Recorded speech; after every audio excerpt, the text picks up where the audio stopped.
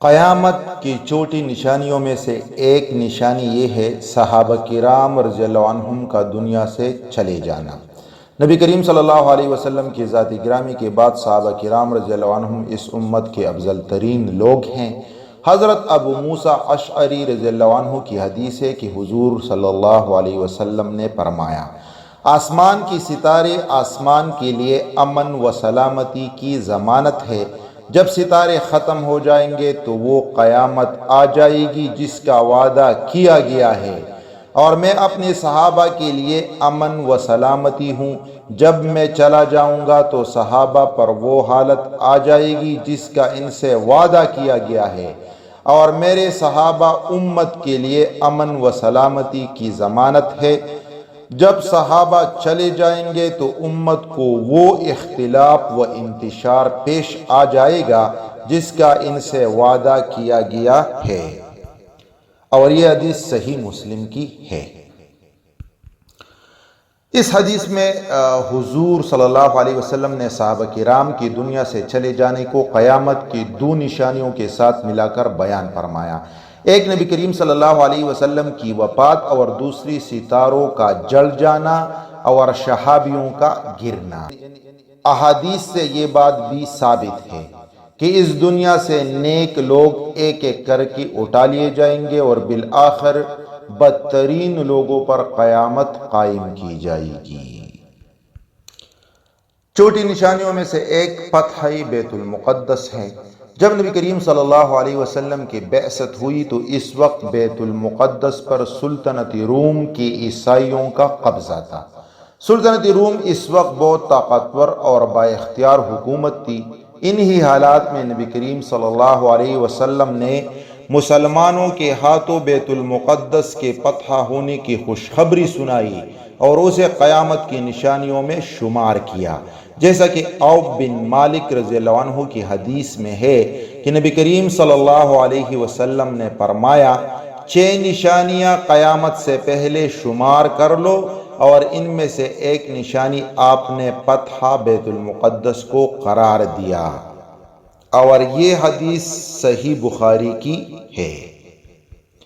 بیت المقدس کب فتح ہوا؟ تو بیت المقدس سیدنا عمر بن خطاب رضی اللہ عنہ کے عہد خلافت میں 16 ہجری اور 637 عیسوی میں فتح ہوا۔ آپ نے اسے کفر سے پاک کر دیا اور اس میں ایک مسجد بنا دی۔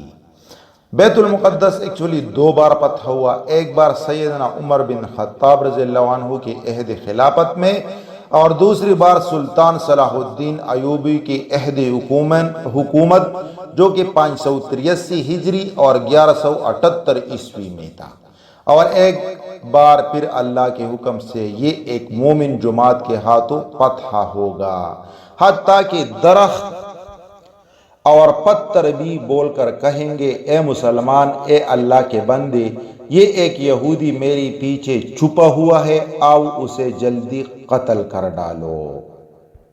یہ جو حدیث میں نے بیان کی ہے یہ صحیح مسلم کی ہے۔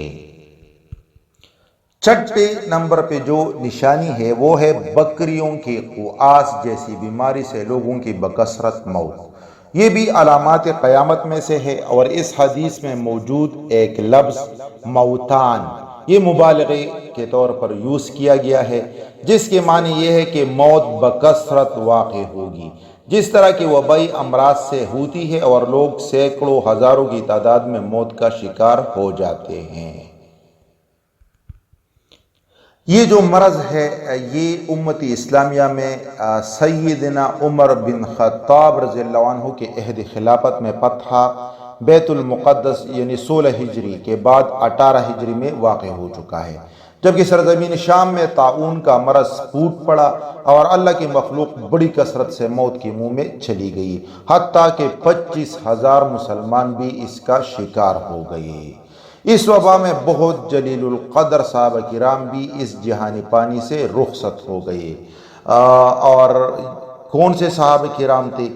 تو ان میں سیدنا معاذ بن جبل، ابو عبیدہ، شرجیل بن حسنہ، فضل بن عباس بن عبد المطلب اور بعض دوسرے حضرات بھی شامل تھے۔ یہ بڑے جید صحابہ کرام جو میں نے ذکر کیا ہے، معاذ بن جبل، ابو عبیدہ، یہ تو کمانڈنٹ تھا، خالد بن ولید کی جگہ اس نے لی تھی، اتنا یہ ایک کمانڈر تھا۔ اور یہ قواس الغنم ایک بیماری ہے جو جانور کو اپنی لپیٹ میں لے لیتی ہے، اس کے ناک سے ایک مادہ خارج ہونے لگتا ہے اور وہ آنن فانن مر جاتا ہے۔ نبی کریم صلی اللہ علیہ وسلم نے موت کی اس کثرت کو قواس الغنم سے تشبیہ دی کہ طاعون میں بھی بدن میں ایک ایسا ہی زخم ہوتا ہے جس سے ایک سیال مادہ خارج ہوتا ہے اور مریض اس کے باعث موت کی منہ میں چلا جاتا ہے۔ بہرحال یہ ایک سانحہ تھا جو اس قیامت سے پہلے وقوع پذیر ہو چکا ہے اور یہ چھوٹی نشانیوں میں ہے۔ جزاکم اللہ خیر۔